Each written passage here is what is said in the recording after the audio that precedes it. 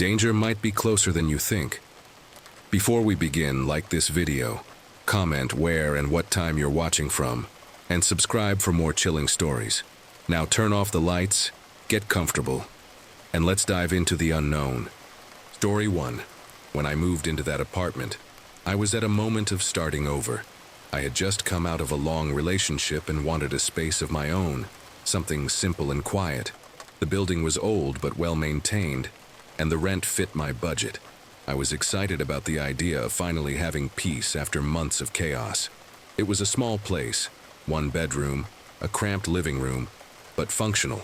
My only requirement was that it was quiet, and it was, until I noticed that something on that floor just didn't make sense.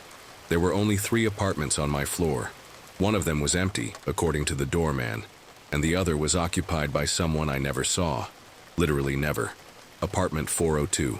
The door was dark wood, with no decorations, no rug, no sounds coming from inside.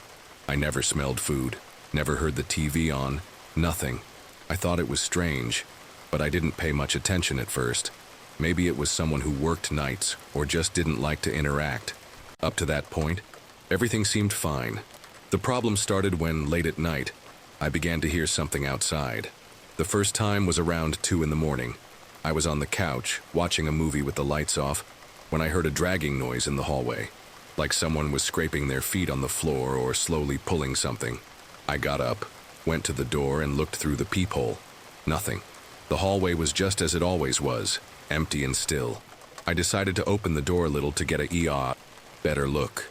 But the moment I turned the doorknob, the noise stopped. Just like that. I stood there holding the door slightly open, waiting for something to happen.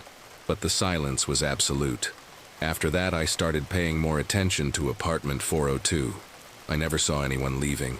Never saw the door open, but every night, almost at the same time, I'd hear the noises. Light footsteps, a creak, strange movement. I thought about mentioning it to the building manager, but I didn't exactly have a complaint. It wasn't loud, it wasn't shouting, just odd. And the more I thought about it, the more it bothered me. One day, I decided to test something. As soon as I heard the dragging in the hallway, I suddenly opened the door, without making any noise beforehand. What I saw left me paralyzed.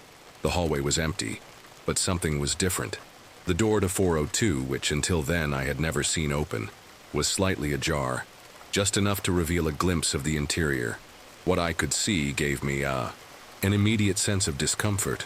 A completely dark room with no light coming from inside, and in the center, a single wooden chair. That was it. No furniture, no sound, no movement. It looked like an abandoned room, but there was something deeply wrong about how that chair was positioned, facing directly toward the door, as if someone had just left or was waiting for someone to enter. My instinct was to close my door right then. A chill ran up my spine, and my breathing grew heavy. I tried to convince myself that it was nothing, that maybe the apartment was empty and someone had just forgotten to lock the door. But something inside me knew that wasn't it. I would have noticed before if that place had been vacant. I stood there, behind the closed door, waiting to hear any noise, any sign that someone was inside. Nothing. The hallway seemed swallowed by an oppressive silence. I tried to sleep, but my mind kept returning to the image of that chair. It didn't make sense. Who lives in an apartment without furniture? Who leaves the door open in the middle of the night? And why had I never seen anyone leave or enter? The next day, I decided I would ask the doorman about 402. It couldn't be just a coincidence. When morning came, I gathered my courage and went downstairs to speak to him. The answer I received only made everything worse. "Sir, that apartment has been vacant for months." My stomach sank immediately. I insisted, explaining that I had seen the door open, that I heard noises almost every night. The doorman, a gray-haired gentleman named Alvaro, looked at me with a mix of curiosity and concern. "Are you sure? Because the last tenant moved out a long time ago, and since then no one's rented it." My first instinct was to run upstairs and check for myself. But what if the door was closed now? What if I had imagined everything? I didn't want to seem paranoid, so I just shook my head and returned to my apartment, feeling a growing unease inside me. I spent the Rest of the day trying not to think about it, but as night approached, I grew more restless. What if the door opened again? What if there was someone inside? I forced myself to stick to my routine. I made a simple dinner, put on a movie, but anxiety wouldn't let me relax. When the clock hit 2 a.m., I was already awake, waiting. This time I decided that I wouldn't just listen. If the noises happened again, I would go out and check the hallway. The minutes dragged on. The silence in the building was almost complete, only the faint hum of the street lamps breaking the emptiness.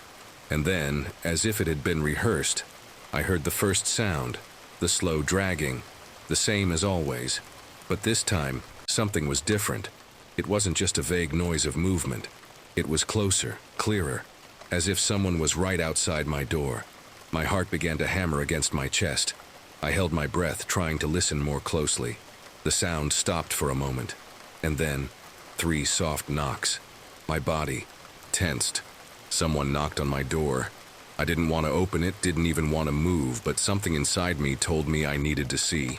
I took a deep breath, turned the doorknob, and pulled the door open. The hallway was empty, except for one detail that sent a chill down my spine. The door to 402 was wide open this time.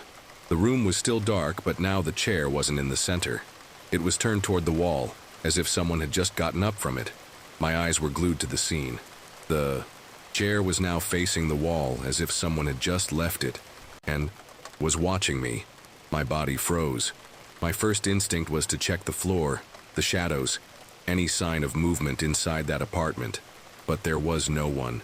The air inside felt heavier, as if that space had been closed off for too long. A strange, dry smell I couldn't quite identify came toward me. Something between dust and mold, but with a metallic undertone that made my stomach churn. My mind screamed at me to close the door and pretend nothing was happening. But at the same time, I felt an irrational urge to move closer, just to see if there was anything else inside that apartment. I took a hesitant step toward the hallway. The floor creaked under my feet, the sound echoing in the suffocating stillness of the building. I stretched my neck, trying to peer further into 402. That's when I noticed a detail that made my blood run cold. On the floor, right behind the chair, were drag marks, as if something had been pulled into the dark room. That was enough to make me step back. I closed my door slowly, locking it twice, and stepped away as if something could come through it at any moment. I spent the rest of the night sitting on the couch, my eyes fixed on the doorknob, waiting for the worst. But nothing happened. No noise, no knocks, no movement. For the first time in weeks, the hallway was completely silent, and that scared me even more. The next day, I went down to the concierge, determined to call someone to check on 402. But when I got there, Alvaro was already looking at me with a stern expression. Before I could say anything, he said, "You went near 402's door yesterday, didn't you?" My body froze. How did he know? The security cameras recorded it, or rather, didn't record it. He sighed, handing me a tablet with footage from the previous night. The hallway appeared empty. My door never opened. I never left. And the most terrifying part, at no point was 402's door open. My head started spinning. I knew what I had seen. I knew I had opened the door and that 402 was wide open, with that chair turned toward the wall and those strange marks on the floor. But in the footage, nothing. The hallway remained exactly as it always was. Still, immobile, empty, as if I had never left. "I don't know what's going on, but that apartment's always been problematic," Alvaro murmured, glancing at me as if he was about to tell me something he shouldn't. "Since I started working here, people have complained about noises, shadows, these things. The owner keeps it closed because no one can stay there for long." He scratched his neck, visibly uncomfortable. "But I've never seen anything disappear from the cameras. This is new." I returned to my apartment with the feeling that something was following me, as if a weight were glued to my back. I spent the rest of the day trying to find a rational explanation. Faulty cameras? Sleep deprivation hallucination? My mind kept repeating this over and over, but nothing made sense. That night I decided to do something different.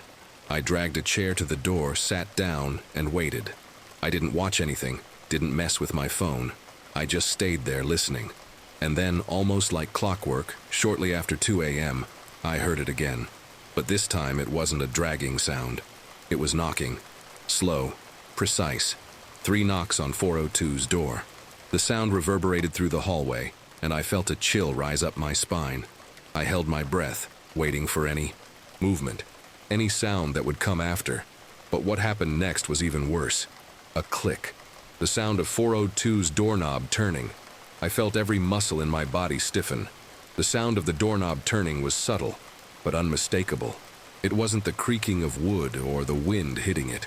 It was deliberate. Someone was opening 402's door. My mind screamed at me to run, to lock my door and forget it all. But my body stayed frozen, paralyzed by the tension. The door opened just a crack like the last time. But now, something inside that apartment felt different. It wasn't just the empty darkness I had seen before. It was as if that space was sucking the little light from the hallway, making it impossible to see anything inside. The smell returned. That dry, moldy smell mixed with a metallic undertone that made my stomach churn. And then, the worst came. A sound. It wasn't a whisper, nor the dragging of furniture. It was breathing. Long, deep, like someone inhaling slowly, drawing air in a heavy, labored way. The sound was coming from there, from the darkness, and I knew with absolute certainty that there was something, or someone, inside 402. Something that had finally realized I was paying attention. My instinct returned, and I threw myself against my door, locking it with a sharp motion. My heart was pounding so hard I could feel it in my throat. I pressed my ear against the wood, trying to hear anything, but the hallway was deathly quiet again. I didn't know whether that was a relief or if it made everything even worse. The next morning, I made a decision. I packed my things and went straight to the real estate agency. I needed to get out. I made up some excuse, saying my work required me to move to another city, that I couldn't stay any longer. I didn't care about losing the deposit, about paying the fine. I just wanted to be away from that place. In less than a week, I was already moving out. Before leaving the building for the last time, I saw Alvaro across the lobby. He looked at me for a few seconds, and without me saying anything, he simply nodded, as if he understood exactly what was happening, as if he had seen it before. I never knew who, or what, lived in 402. I never looked into it again. But to this day, sometimes when I'm alone and the house is silent, I swear I hear that sound, that slow, heavy breathing, as if it's waiting for me to open the door again. Story 2. At the beginning of last year, my girlfriend and I decided to take a weekend off to relax. We lived in a big city, full of noise and traffic, and all we wanted was a quiet place to clear our minds. We found a house to rent on a website, one of those secluded country houses, with plenty of space and few worries. The price was good, the pictures looked beautiful, and the owner seemed like a nice guy. We booked it for 3 days. We arrived on Friday afternoon, and the house was exactly what we expected. Big, with a somewhat neglected garden, but charming on the inside. The smell of old wood gave it a cozy vibe, and right away we felt at home. The owner greeted us at the entrance, an older man, thin, with sharp features. He was polite but direct. He showed us the rooms, explained where the keys were, and before he left he made a comment that at the time didn't seem too strange. "Oh, that wardrobe in the hallway, don't worry, it's always locked." We didn't think much of it. It was a rented house. Maybe it was a wardrobe where he kept personal things or old guest stuff. We went on with our weekend. We had dinner, drank wine, and watched a movie curled up on the couch. The house was quiet, a bit cold, but nothing that made us uncomfortable, at least not on the first night. It was on Saturday that we started noticing strange things. We were sitting on the porch enjoying the late afternoon when we heard a noise coming from inside the house. Something light, repetitive, a tapping, like someone was gently tapping their fingers against a wooden surface. We looked at each other and went inside. The sound had stopped, but when we passed the hallway, my girlfriend furrowed her brow and whispered, "It came from here." She pointed to the locked wardrobe. We stood there for a few seconds, waiting for the noise to repeat. Nothing. The silence in the hallway felt heavier now, as if we had interrupted something that shouldn't have been noticed. My girlfriend nervously laughed and shrugged. "Maybe it's a rat stuck in there," she suggested. trying to brush off the evident unease. I wanted to believe that. It was easier to think it was just an animal than to consider anything else. But deep down, something told me it wasn't that simple. We went back to the living room and tried to ignore it. We had dinner and put on a movie to distract ourselves. But every time the hallway came into my line of sight, I felt a tightness in my chest, as if, somehow, that wardrobe was becoming the center of everything. Later, already lying in bed, I heard the noise again. It was more subtle this time, as if someone was gently tapping the wood. My girlfriend heard it too. She grabbed my arm and whispered, "You locked the front door, right?" By now, my heart was already racing. I got up, took a deep breath, and went to the hallway. This time, I didn't wait for the noise to stop. I turned on the light and walked up to the wardrobe. The dark wood was cold to the touch, and I swear I felt a faint vibration, almost imperceptible, coming from inside. I grabbed the doorknob, tested it, locked. I pushed a little, but it didn't give. My brain tried to rationalize. Maybe it was a pipe hitting. Maybe it really was an animal. But then, when I turned to go back to the bedroom, the sound came again. But this time it was different. It wasn't a soft tap, it was a scratch. Something sliding across the wood from inside to outside, as if trying to manifest. My feet froze to the floor and my mouth went dry. I took a step back, and then, as if it knew I was still there, the sound stopped abruptly. The silence became unbearable. My instinct screamed for me to run, but my body felt heavy. That's when my girlfriend appeared at the bedroom door and whispered, with a trembling voice, "Something's wrong here." I could see on her face that it wasn't just my paranoia. She felt it too, that feeling that something was wrong. But what scared me most was the tone of her voice. It wasn't just fear, it was certainty. Without saying another word, we went back to the bedroom and locked the door. We sat on the bed in silence, listening. But the hallway was quiet now, as if that wardrobe knew we wouldn't have the courage to get close again. The night was horrible. I woke up every half hour, always with the feeling that something was watching me. At one point, I swear I heard a low creak, like the wood of the hallway was being stepped on. But I didn't have the courage to get up and check. My girlfriend slept. Poorly too, turning from side to side, muttering in her sleep. When the sun finally began to light the window, I felt a little relieved, as if it all lost its strength with the light of day. I had already decided. We were leaving before the last night. I explained to my girlfriend, and she agreed without hesitation. We had a rushed breakfast, packed our things, and tried to act normal. But then, while I was grabbing my suitcase in the bedroom, I passed the hallway and froze. The wardrobe door was slightly open, just a little, enough to see the dark inside. My heart raced. I called my girlfriend, and when she came, she saw it right away. I didn't know what to do. I didn't want to open it, but I also couldn't just leave without knowing what was inside. I took a deep breath, raised my hand, and slowly pulled the door open. The wood creaked, and the smell of mold grew stronger. And then, we saw it. Inside, at the back of the wardrobe, there was an old mattress thrown on the floor. Next to it, an empty food can and some tangled clothes. Someone had slept there. My breathing grew heavy. I didn't know what to expect, but it definitely wasn't that. The fear I had felt before, that irrational fear of the unknown, suddenly turned into something much more real. Someone had been there, sleeping in that tight, stuffy space, right next to us the whole time. My girlfriend put her hand over her mouth, horrified. "Is someone living here?" she whispered, as if any louder sound could draw attention to whoever it was. My eyes scanned the inside of the wardrobe, trying to find any clue about who might have used that space. The clothes seemed old, stained, but the mattress, it was sunken, as if someone had slept there recently. Maybe the night before, maybe while we were in the living room hearing those knocks. I quickly closed the door, not knowing what to do. If someone was still in that house, we couldn't stay there for another minute. We left the bedroom and went straight for the front door, grabbing our bags on the way without looking back. My heart was racing. My mind was only thinking about leaving as quickly as possible. But it was when we were locking the door to leave that we noticed another detail. The wardrobe's lock had a bolt on the outside. It was possible to lock it to prevent whoever was inside from getting out. This meant that someone had done that before. Someone had used that wardrobe not as a hiding place, but as a cell. My mind ran wild. Who had been there? For how long?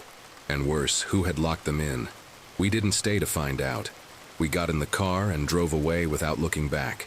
We didn't call the owner of the house. We didn't make any report. The truth is, to this day, we don't want to know what really happened in that place. All we know is that we never rented another isolated house again. Story 3. Last year I started working later because of a change in my role. I would get home around 11 p.m., always taking the same route. I lived in a quiet residential neighborhood, with wide streets and few houses close together. The nearest bus stop was about 5 minutes from my house, and even this late, the walk was always silent, almost monotonous. That's when I started noticing him. Every night, without exception, there was a man sitting on the bus stop bench, motionless. He wore a dark coat, loose pants, and a faded cap. He never fiddled with his phone, never smoked, never showed impatience. He would just sit there, head down, as if he were waiting for something. At first, I thought he was someone who took a late bus, maybe coming home from work like I did. But every night, in the same spot, the same way. The first time I felt real discomfort was when I passed by a little slower and realized he wasn't just sitting. He was completely still, as if he wasn't even breathing. His face was hard to see because of the cap and the weak streetlight, but something in his posture made me uneasy. He wasn't making any effort to appear normal. People wait for the bus looking around, checking their phones, crossing their legs. He didn't. He looked like a statue. After that, I started avoiding looking directly at him when I passed. It was irrational, but something told me it was better to pretend I didn't see him. Weeks went by like that, until the night everything changed. Until the night he wasn't sitting there anymore. That night I was coming home on autopilot, tired after a busy day. I walked by the street where the bus stop was, and out of pure habit, I glanced briefly at where he always sat. But this time, the bench was empty. My body reacted before my mind could process it.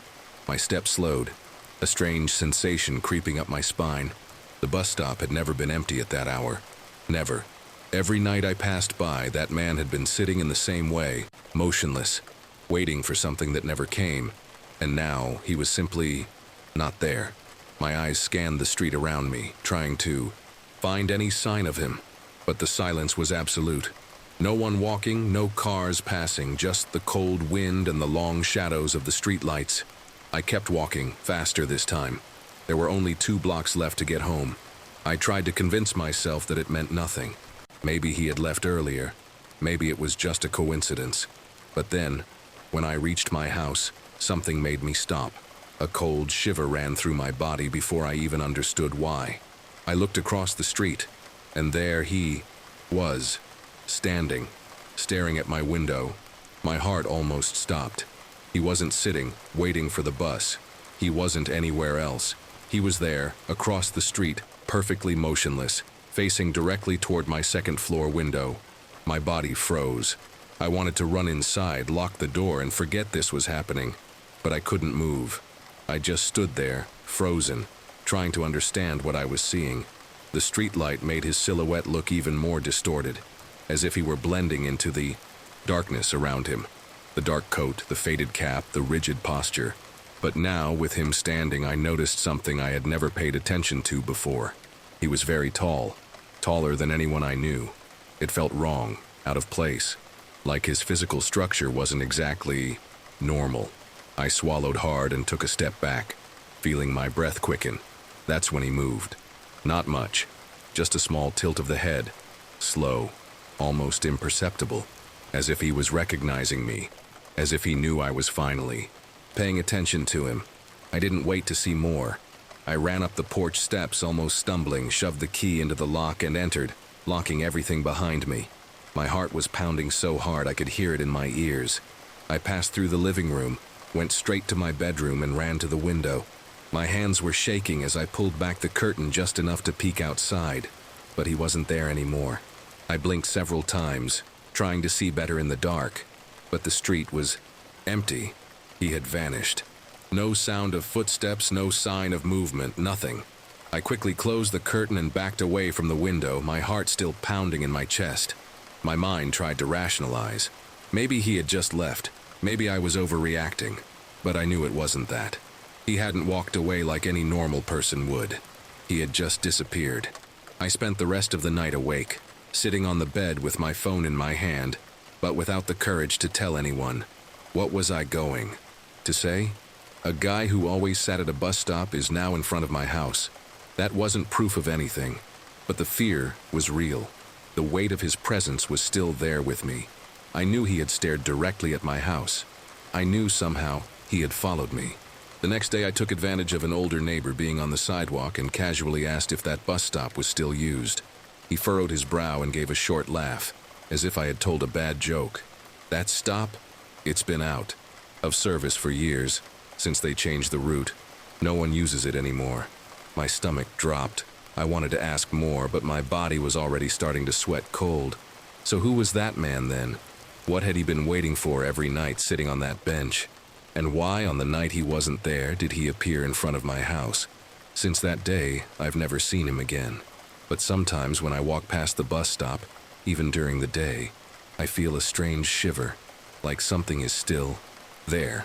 Like at any moment, he could be back. Story 4.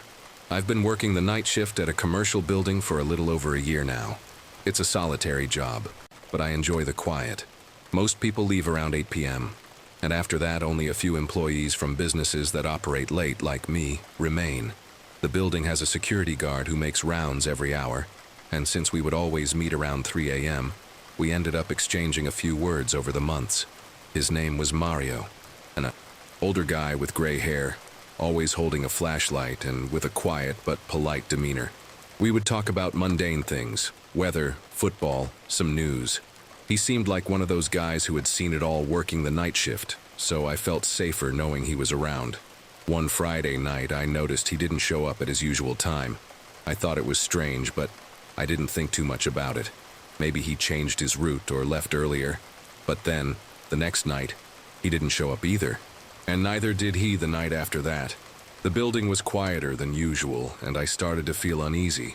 On Monday, I went to the front desk and asked the receptionist, "The security guard, Mario, did he go on vacation or get transferred?" She looked at me like I had said something absurd. "What security guard?"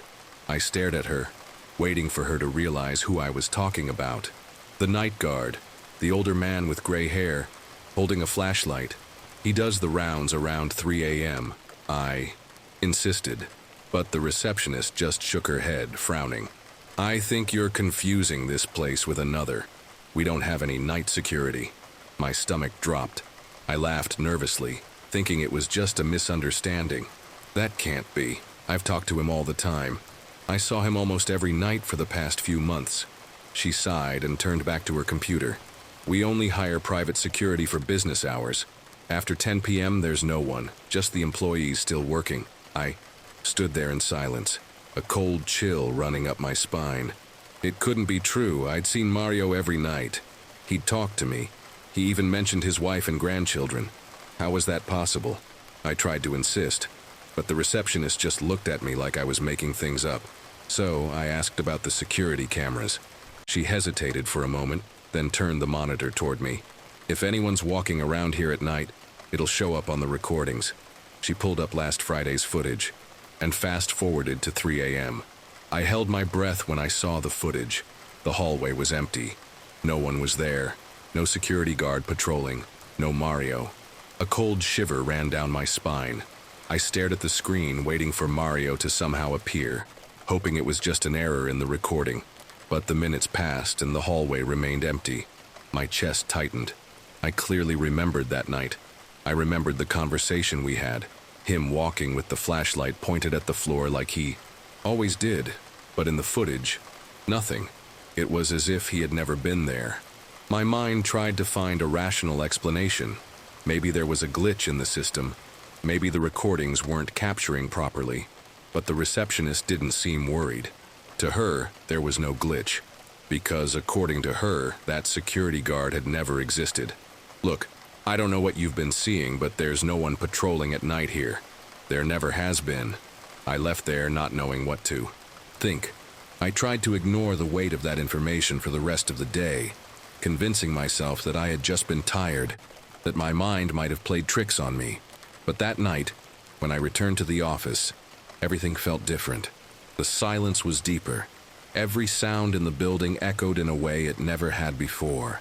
And at 3 a.m., when I instinctively looked toward the hallway, expecting to see Mario emerge around the corner, no one was there.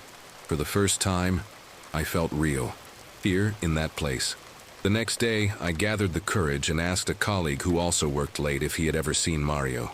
He looked confused for a moment, then laughed. Mario? Man, that was the old security guard's name. But he's been dead for years. My stomach churned. I swallowed hard and tried to laugh too. But when I asked how he died, the guy just shrugged and said, "They say it was here, in the building." But I never wanted to know the details. I never stayed in the building after. Midnight again. Story 5. I always took the same route home. I knew every turn, every sign, every little detail of the road. It was a shortcut that cut across a stretch of highway and passed through an area with few houses and some farms. It wasn't anything scary, just a quieter route to avoid traffic. I had driven this way dozens of times without any issues. That night I left a bit later than usual. I was tired, with a heavy head, just wanting to get home and sleep. I turned on the radio and followed my usual path. But right away I felt something was different. I couldn't put my finger on exactly what. The trees seemed taller, the road felt narrower. It wasn't anything glaring, just an uncomfortable sensation, as if the path was wrong, even though it looked exactly the same. I kept driving, trying to ignore the discomfort. But as I went on, I started to notice that something was really off. The signs were faded. The streetlights I knew were supposed to be there weren't there anymore. Even the road seemed darker than usual, despite my headlights shining ahead. I pulled out my phone to check the GPS. That's when my stomach sank. The screen showed that I was driving through an empty field. No road, no street layout, just a big blank space. I gripped the wheel tighter, feeling cold sweat run down my neck. This didn't make sense. The GPS had always recognized this road. I'd been here countless times before. So why was it saying I was driving through nothing? I slowed down, trying to find any reference that could help me understand where I was. But everything seemed wrong. The trees, which had once been spaced out, now closed in around the road, forming a suffocating natural tunnel. The asphalt seemed rougher, as if it had been deteriorating for years, full of cracks and potholes I was sure hadn't been there before. The scariest part came when I realized that despite having driven for at least 15 minutes, I hadn't passed a single house, farm, entrance, or intersection. Nothing. It was as if the road stretched infinitely with no end in sight. My heart started pounding, and for the first time that night, a real thought crossed my mind. I don't know where I am. I tried to convince myself it was just fatigue confusing me, that I must have taken a wrong turn without realizing it. But then something appeared up ahead, illuminated by my headlights. A small wooden sign at the side of the road, so worn that the letters were almost faded. Even so, I could still read it. "Welcome to Santa Aurora." The problem? This place didn't exist. My chest tightened. I knew all the small towns around my route, and Santa Aurora wasn't one of them. I had never heard of this place, never seen this sign before. But there it was, planted in the ground as if it had always existed, as if it were something normal. I slammed on the brakes without thinking twice. My instincts screamed that something was wrong, that I shouldn't continue. The road ahead seemed even darker, as if the headlights weren't enough to penetrate the darkness beyond the sign. The silence was also absolute, dense, as if even the crickets had stopped chirping. I grabbed my phone again, hands trembling, trying to refresh the GPS. Nothing. The map still showed an absolute void, as if I was floating in nothingness. The signal was still active, but it was as if this road wasn't even registered anywhere. That's when I noticed another detail, one that made a deep fear settle. And the clock on my car's dashboard hadn't changed. Since the moment I first looked, it read 02:37 a.m. No matter how many minutes passed, the digital clock stayed stuck at that time. By this point, fear had turned into something physical. My fingers were cold, my mouth dry. I wasn't going any further down that road, not one more meter. I did the only thing that seemed reasonable. I threw the car in reverse and started backing up quickly. I didn't know what was going on, but something inside me told me I couldn't go forward. And then, in the rearview mirror, I saw the headlights of another car. My heart almost leaped out of my chest. I hadn't seen a single car on this road until now. No sign of another driver, no lights in the distance. But there it was, parked in the middle of the darkness, its headlights on. And there was no sound, no engine growl, no tires moving on the rough road. Just the headlights, shining directly in my rearview mirror. For a moment, I stood there, frozen, trying to process it. Had I not noticed another car behind me this whole time? Had I somehow passed it without realizing? But then, the lights started moving closer, not in the normal way like a car speeding up. The headlights simply got closer, as if the space between us was shrinking on its own. I couldn't see who was driving. I couldn't see anything but the bright white glare filling the entire rearview mirror. My body reacted before my mind. I slammed my foot on the gas, throwing the car forward without even looking properly at the road. I just needed to get out of there. The Santa Aurora sign blurred past my line of sight as I sped up, feeling my pulse pounding in my ears. That's when I realized. The clock still read 02:37 a.m., and the headlights behind me were still there. My chest felt like it was going to explode. No matter how fast I went, the headlights stayed right on my rearview mirror, shining with an intensity that didn't make sense. It was as if that car was following. But without moving. I quickly glanced at the speedometer. I was already going nearly 100 km/h, but that thing stayed the same distance away. How was this possible? It was at that moment that the road changed. In the blink of an eye, without warning, the trees that had once surrounded the road disappeared. The cracked asphalt now looked smoother, as if it had been newly paved. And suddenly, streetlights appeared on both sides of the road, illuminating everything with a dull yellow light. But I knew. None of this had been here before. My eyes were fixed on the road, but out of the corner of my vision, something caught my attention. A large sign, lit by rusted floodlights. Welcome to Santa Aurora. Population 1,084. But below that number, someone had painted another one, in black spray paint. 1,085. My eyes widened. The population had just increased. That's when I felt a presence beside me. My body froze. I didn't want to look, but something made me turn my head, even though every instinct screamed at me to keep my eyes on the road. And that's when I saw it. In the passenger seat, there was someone sitting. The first thing I noticed was that they were facing me, not looking ahead, not following the road, facing me. The face hidden by a faded cap, the same one I had seen on the sign. The population had just increased. My heart pounded so hard that I thought I was going to faint right there. I was alone in the car. I had entered alone, but that thing was there, sitting beside me as if it had always been there. My breath got stuck in my throat. I didn't have time to think. I slammed the wheel to the right, violently skidding off the road. The tires screeched, the body slammed against something, and everything turned into a blur of lights and dust. When the car finally stopped, my head was spinning. I could only hear the sound of my own shallow breathing. My body was shaking, and my heart felt like it was going to explode. I needed to get out of there. I turned the key, trying to start the car again. But before I could, I looked at the passenger seat. Empty. I was alone. But then, in the rearview mirror, I saw something that made my blood freeze. The sign. Welcome to Santa Aurora. I was back at the beginning. Story 6. Last year, I was living alone in a small rented apartment. It was a simple place but comfortable, and I liked the fact that it was close to work. My routine was always the same. Leave early, return early in the evening, make a quick dinner, and watch something before going to bed. I'm not the type to pay much attention to everyday details, but that day, something small, almost insignificant, gave me an odd discomfort. When I arrived at the building and took my key from my bag, I felt something different. The texture of the key felt wrong, smoother, as if it had been sanded down, but I didn't think much of it. I was tired and just wanted to get inside. When I inserted the key into the lock, it turned without resistance, just like always. But the moment I pushed the door open and took my first step inside, my whole body froze. The sofa wasn't in its usual spot. The coffee table, which always aligned with the rug, seemed slightly out of place. The smell of the apartment was different. It was my apartment, yes, but at the same time it wasn't. Then my phone rang. I looked at the screen, and it was my best friend. I answered automatically, still standing at the door. "Are you home yet?" "I'm downstairs, but your door is already open."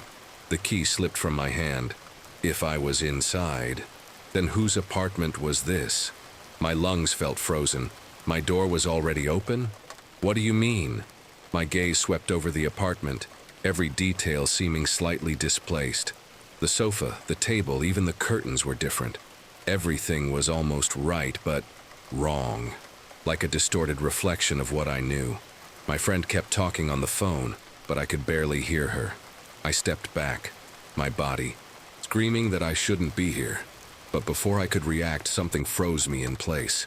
The bedroom door was ajar, and there was a sound coming from inside.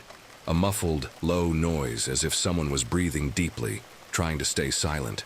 My heart raced. I wasn't alone. I wanted to run, but my legs felt stuck to the ground.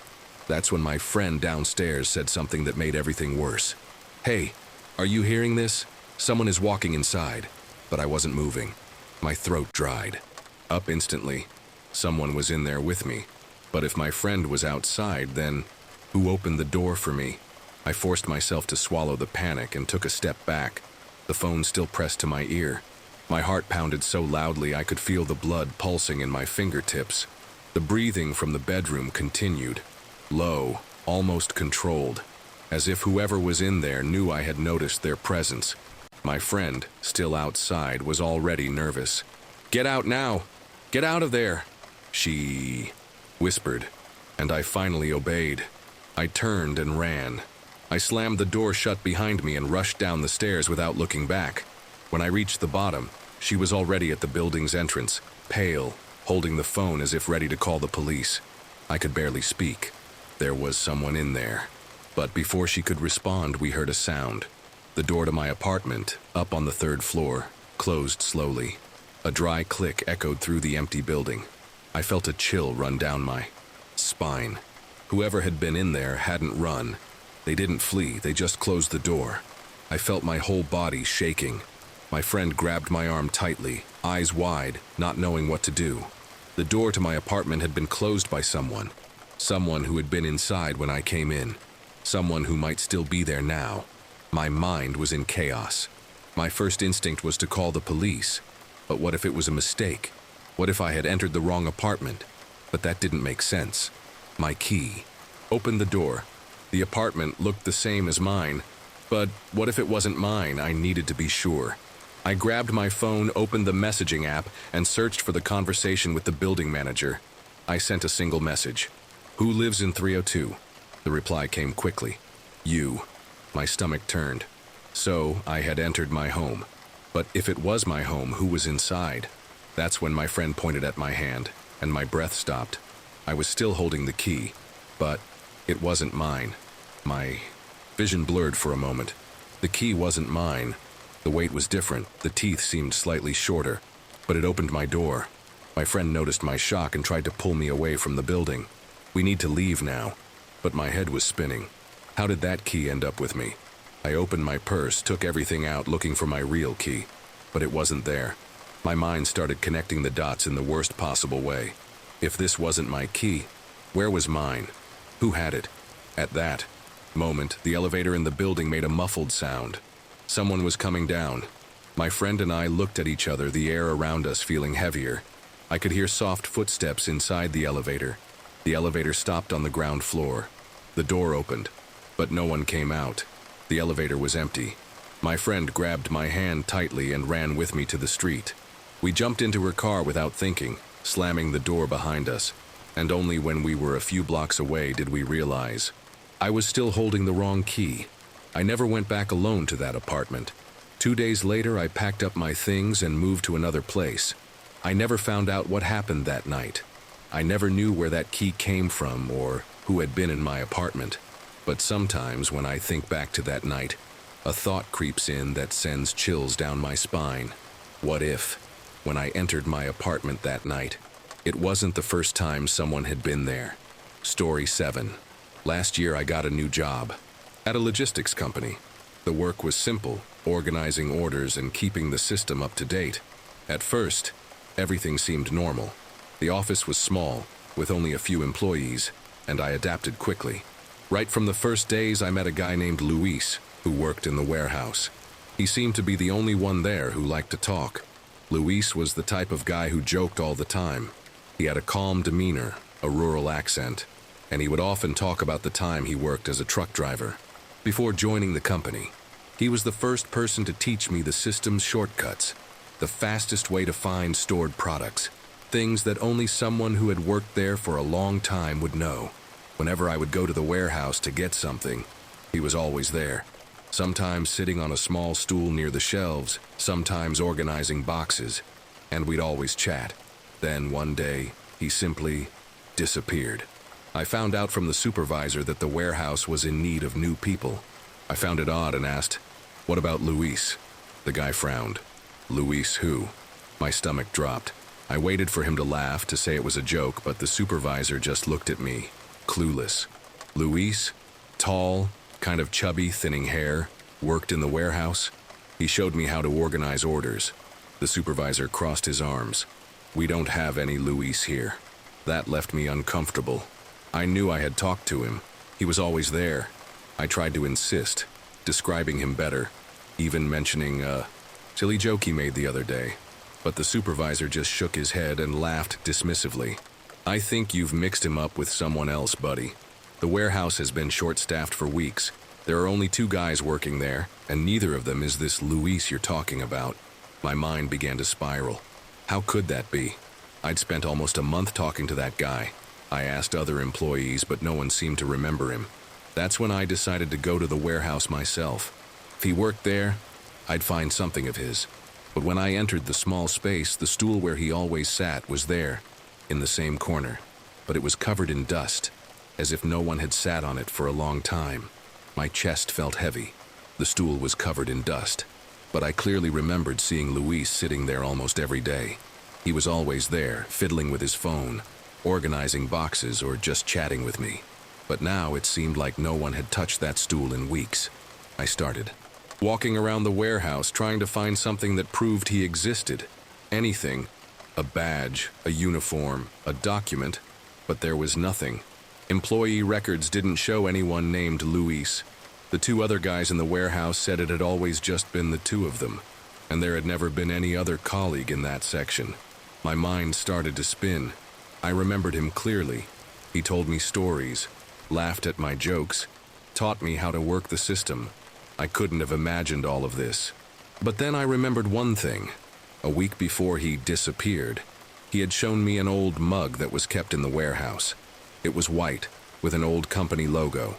He joked that it was the relic of the place, and that it had been there even before he started working at the company.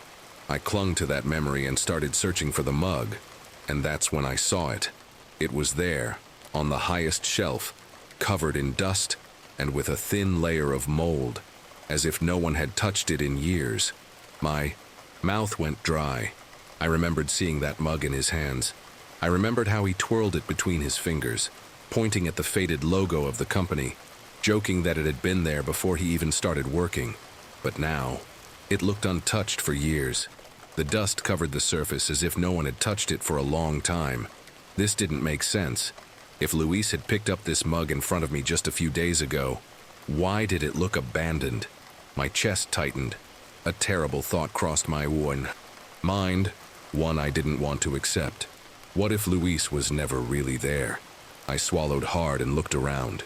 Suddenly, the warehouse felt wrong, like I was alone there for the first time. Like that space, which used to feel routine, now felt too empty.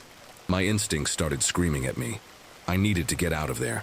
I turned and headed straight for the exit, feeling a strange weight on my shoulders.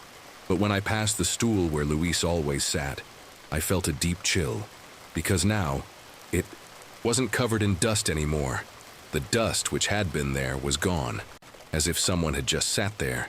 My blood ran cold. The stool was clean. I stood there, frozen, not knowing if my brain was trying to deceive me or if this had actually happened. but I knew what I had seen before. The stool had been covered in dust, and now the surface was clean, as if someone had just gotten up from it. I forced myself to breathe deeply and took a step back. The warehouse felt smaller, suffocating. The air was heavy, as if suddenly the environment had changed around me. My eyes scanned the shelves, the boxes, the dark corner near the exit, trying to find any explanation, but there was no one there. Then, suddenly, the light in the warehouse flickered. It wasn't just a regular flicker, like old lamps. It was a bright flash followed by a sharp crack. For less than a second, the entire room went dark, and when the light came back on, the stool was turned sideways. I didn't think. I just ran. Left the warehouse so fast I almost tripped. My heart was pounding in my chest and my breath was completely out of control. That couldn't have been a coincidence. I didn't touch that stool. No one touched it. But now it was turned, like someone had hurriedly gotten up from it.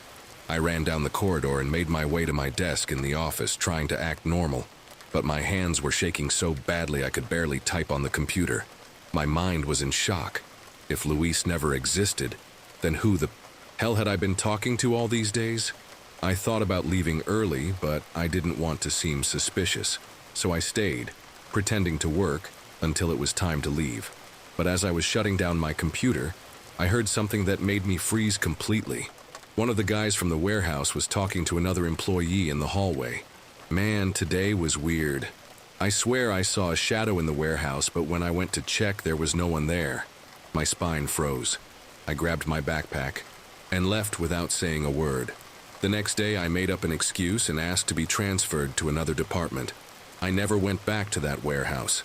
And to this day, whenever I walk down that hallway, I feel an odd chill, as if someone is sitting there, waiting. Story 8. I've lived alone for a few years now, and I've never been one to get scared easily. I always thought those stories of strange things happening were more superstition than anything else. But last month, something happened to me that I still can't explain. Something that made me question the one thing I'd always been sure of, my own reflection in the mirror. It all started on a regular night. I was getting ready for bed, brushing my teeth in the bathroom. My routine was always the same. Wash my face, tie my hair up, and take that last glance at the mirror before turning off the light. But that night, something bothered me. I couldn't pinpoint what it was at first. Just a strange discomfort, a feeling that something wasn't right. I leaned closer to the mirror and ran my hand across my face like I always did. But when I lowered my hand, something made me freeze. My reflection took half a second longer to catch up with me. It was subtle, almost imperceptible. But I saw it, I swear I saw it. My whole body went cold. I swallowed hard and stood there, motionless, staring at my own reflection. Was it real, or was it just in my head? My heart was pounding so loudly I could hear it in the silence of the bathroom. I stepped closer to the mirror, trying to rationalize it. Was it the light? Was I just tired? I tried repeating the motion, slowly lifting my hand and lowering it again, watching every detail. But now my reflection was normal.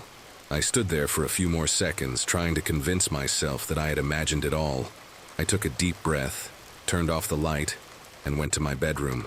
But as I lay down, an uncomfortable feeling wouldn't leave my mind.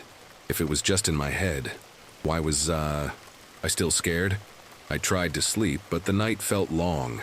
Every time I closed my eyes, I felt like someone was watching me, like I wasn't alone in that room. I woke up several times, always with that strange feeling, but there was nothing wrong in the environment, just the wardrobe mirror reflecting the darkness of the room. The next day, I avoided the mirror more than usual. I did everything quickly, not paying too much attention. But then, in the late afternoon, when I passed the bathroom, again, I noticed something that made my blood run cold. The hairbrush, which I always left in the corner of the sink, was on the wrong side. I hadn't touched it. My body went stiff. I always placed the brush on the left side of the sink. It was an automatic habit. But now it was on the right side, perfectly aligned, as if someone had moved it on purpose. My first instinct was to look for a logical explanation. Maybe I had been distracted when I cleaned the bathroom in the morning. Maybe I moved, without realizing. But deep down, I knew I hadn't. Something was wrong. That night, before going to bed, I decided to test something. I picked up the brush and put it back on the left side. Then I set my phone to record, facing the mirror. I didn't fully believe that something was happening, but I needed proof to convince myself it was just paranoia. I went to bed with the camera recording. I spent the night restless, waking up several times with that uncomfortable feeling, but nothing seemed different. The apartment was silent. When the alarm went off in the morning, I quickly grabbed my phone to watch the video, and that's when my breath caught. On the screen, the video showed the empty bathroom. Nothing happened for several minutes, but then, around 3 a.m., something moved. My reflection. My fingers froze holding the phone. The video showed my reflection moving by itself. The bathroom was dark, lit only by the faint light from the hallway. Time passed with nothing happening. But then, around 3:12, my image in the mirror moved. But I wasn't there. The reflection lifted its head, as if looking directly at the camera. For a moment, nothing else happened. But then, slowly, it smiled. My heart almost stopped. I didn't smile. I wasn't even there. But on the video, my own image was staring at me with an expression that wasn't mine. It was subtle but wrong, like the face was familiar, but the eyes belonged to someone else. I dropped the phone on the bed and backed away, as if it could jump out of the screen at any moment. My mind screamed for me to find an explanation. A glitch in the video? A reflection of something in the room? But there was nothing to reflect. And then, as my body trembled, I noticed another detail I hadn't seen before. At the end of the video, the hairbrush moved. By itself. My stomach turned. The brush really moved. It wasn't a fall. It wasn't a slight shift caused by the wind. It slid slowly, from one side of the sink to the other, as if someone or something had pushed it. My head was spinning. I wanted to find a rational explanation. Maybe a tremor in the building. Maybe the video was corrupted. Maybe I was losing my mind. But the truth was right there, on the screen of my phone. My reflection smiled. The brush moved. It was real. I jumped out of bed and went straight to the bathroom, my heart racing. I stopped at the door, staring at the mirror. I didn't want to look, but I had to. My reflection was there, normal, just like always. I ran my hand across my face, raised my arms, made exaggerated expressions, trying to prove to myself that it was just paranoia. But then, while I convinced myself everything was fine, I heard a noise in the bedroom, a vibration, like something had fallen. I ran back and my phone was still on the bed, the screen turned off. But next to it, the hairbrush was there. It had come out of the bathroom, by itself. I felt a chill so deep that my legs almost gave way. The brush was there in my bedroom, far from the sink in the bathroom where I had left it before going to bed. This couldn't be happening. I knew I hadn't touched it. I knew I hadn't carried anything with me when I ran out of the bathroom. So how the hell did it end up here? My mind was spinning, looking for any rational explanation, but the fear was stronger than any attempt at logic. Slowly, I moved closer to the bed. My fingers were trembling when I picked up the phone again. The video was still there. I took a deep breath and pressed play once more, forcing myself to watch it again. Maybe I missed something. Maybe there was an explanation I hadn't noticed before. But this time I paid attention to something that froze me completely. The video didn't just end with the brush moving. There were a few more seconds, and in the last moments of the recording I saw it. My reflection, still in the mirror. But it didn't stay still. It turned and walked out of the frame, as if it had left the mirror. Story 9. I've been working at a hospital for a few years now, and despite all the strange stories I've heard there, I've never been the type to believe in such things. I always thought that when you're tired or stressed, your mind plays tricks on you. At least that's what I believed until the night I took the wrong elevator. It was a quiet shift. Few patients, empty hallways, the usual silence of the night in a hospital. I was on the 5th floor and needed to go down to the reception to grab some papers. I took the elevator like I always did, pressed the button for the ground floor, and leaned against the wall, waiting. The doors closed, and the elevator started descending. The cold light on the panel flickered as the floors passed. 5, 4, 3. But when it was supposed to go to 2, I felt a jolt. The elevator passed right by. My brow furrowed. I hadn't pressed any other button, but instead of stopping at the ground floor, the elevator kept going down. The panel showed a 1. The problem? The hospital doesn't have a basement. My chest tightened. The hospital didn't have a basement. I knew that. I'd worked there long enough to know every floor, every hallway, every emergency exit. But the panel was glowing red, showing a number that shouldn't exist. The elevator stopped. The doors opened with a dry, dragging sound, and a strong smell of mildew and rust flooded the cabin. My whole body shivered. Outside, there was a dark hallway, barely lit by weak lights attached to the ceiling. The floor wasn't like the other floors. The ground was raw concrete, cracked, covered in dark marks that I didn't want to inspect too closely. I took a step back, feeling my heart race. This wasn't part of the hospital. It couldn't be. The place looked abandoned, as if no one had stepped foot there in decades. I tried pressing the ground floor button again, but it didn't respond. None of the buttons worked. And then, I heard footsteps. Far down the hallway, someone was walking toward me. My body froze. The footsteps were slow, dragging. The sound echoed down the hall as if the walls were much narrower than they seemed. Someone was coming toward me, but I couldn't see anything. Only the deep darkness that seemed to stretch farther than my eyes could see. My heart raced. I pressed the elevator buttons harder, repeatedly, trying to make any of them respond. Nothing. The panel still showed that impossible number. 1. The footsteps grew closer. Now I could hear something else. Breathing. Low, slow, almost controlled. As if that thing, whatever it was, knew I was there. It was then that I realized the doors were still open. If I didn't do something, that thing was going to reach me. I couldn't wait. So, I did the only thing left to me. I turned my back to the darkness and pressed the close doors button without looking outside. For a moment, nothing happened. But the second the panels began to move, something shot toward me. The air grew heavy. I felt it. I didn't see it, because I refused to look. But I felt it. Something moving fast, coming straight at me. The floor seemed to vibrate beneath my feet. The sound of footsteps turning into a distorted gallop, as if someone, or something, was running toward me in a way that wasn't human. The elevator doors were closing too slowly. I pressed the button desperately, my sweaty hands slipping on the panel. My chest ached from holding my breath. The elevator closed inch by inch, and that thing was almost here. At the last instant before the doors closed completely, something slammed against them. A dry, brutal impact, so strong that the cabin shook. My body shrank involuntarily, my stomach turning with pure terror. And then, silence. The elevator shook for a second, and without warning it started to ascend. The panel returned to showing normal numbers. 0, 1, 2. My chest rose and fell with my uncontrolled breathing. I felt dirty, nauseous. My ears were ringing.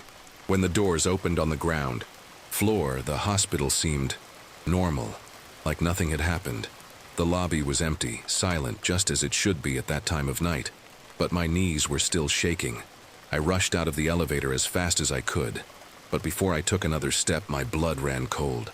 In the reflection of the elevator's metal doors, right beside my shoulder, there was a dirty handprint, spread wide, as if something had tried to hold the doors before they closed, and the fingers were too long. Story 10. Last year I had to travel for work and stayed at a simple hotel, but one that was well located. It wasn't luxurious, just a place to sleep before catching a flight the next day. My check-in was quick, and by 10 p.m. I was in my room, ready to rest. I settled my luggage, took a quick shower, and lay down on the bed. Before sleeping, I grabbed my phone to set the alarm. I programmed it for 7 a.m., perfect for having breakfast and leaving for the airport without rushing. The last thing I remember is closing my eyes. When I woke up, the room was dark. I felt strange, like I had overslept. I grabbed my phone from the nightstand to check the time. The screen showed 2:30 p.m. My mind spun. This didn't make sense. I was absolutely sure I had set the alarm. How could I have slept for so long? And the worst part? The alarm hadn't gone off. I jumped out of bed, a chill running up my spine. That's when I saw something that made me freeze. My suitcase was open, and my clothes were folded in a way I didn't remember doing. My chest tightened. I never fold my clothes that neatly. I always just shove everything into the suitcase, especially on a short trip. But now, everything was perfectly organized, as if someone had folded each item with patience. My mind tried to find a logical explanation. Maybe I had done this before sleeping and simply forgotten, but it didn't make sense. I would have remembered. And there was another strange thing. My phone charger was plugged in, but the cable was different. I always used a black, longer one, and now there was a white, shorter one. I didn't have that cable. The discomfort grew inside me. I walked over to the door and looked through the peephole. The hallway was empty, too quiet for a hotel. I tried to remember if I had heard anything during the night. Voices, footsteps, anything. But my mind was blank. As if, from the moment I lay down until now, nothing had existed. That's when my phone vibrated. I grabbed it and felt my stomach sink. There were messages from colleagues asking where I was. "We tried calling you last night, man. You disappeared." Last night? I checked the calendar on the screen. The date wasn't the same as the day I arrived. I had lost an entire day. My body went cold. An entire day. How was that possible? I had just slept. I was sure it was night when I closed my eyes. But now, it was a different day. My heart started to race, and my mind desperately tried to find an explanation. Had I gotten sick? Had I suffered some kind of blackout? But it didn't make sense. I felt fine, no symptoms, no pain, nothing. I ran to check my suitcase again. I scanned the clothes, the charger that wasn't mine. Then I noticed another detail. My wristwatch was on the nightstand, but something was wrong. The watch was showing Friday, but I had arrived at the hotel on Wednesday. My throat went dry. I grabbed my phone again and opened the call history. My colleagues had called more than 10 times the day before. Messages, asking if I was okay, saying they were worried. One of them, sent at 4 a.m., took my breath away. "Man, if you're hearing me, just say you're okay, please. We tried to talk to you last night, but it sounded like you picked up and then stayed silent." All we could hear was strange breathing on the other side. I never answered those calls. My vision blurred for a moment. I never answered those calls. But someone, or something, answered for me. My breathing became heavy. My fingers trembled as I scrolled through the messages, seeing the times of the missed calls. Some had been made early in the night, but most occurred between 2 and 4 a.m. That's when panic hit. What happened to me during that time? I needed to leave. Now. I grabbed my suitcase quickly, not caring about the clothes folded strangely. I shoved everything back inside and rushed to the door. But when I touched the doorknob, a chill ran down my spine. Something was wrong. The lock was undone. My body froze. I always lock the door. It's a reflex. Always. But if I didn't unlock it, then someone did while I was asleep.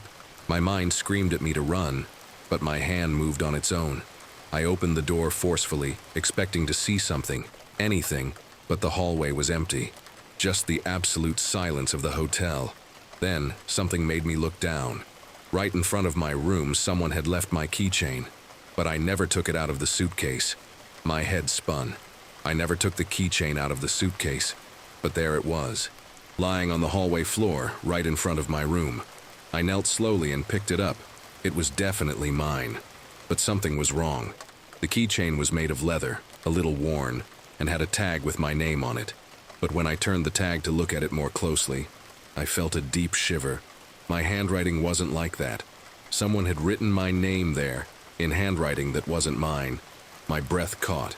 This meant someone entered my room while I slept.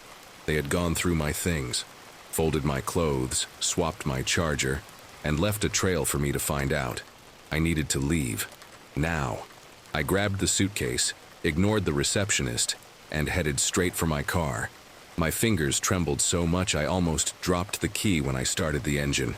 Only when I was on the road did I feel my heart slowing down a little. But the fear remained. A few days later, I tried to understand what had happened. I called the hotel, asking if they had cameras in the corridor on my floor. The receptionist was friendly at first, but when I mentioned my room number, her tone changed. She paused for a few seconds before saying, "Sir, that room has been off limits for months. Are you sure you stayed in it?"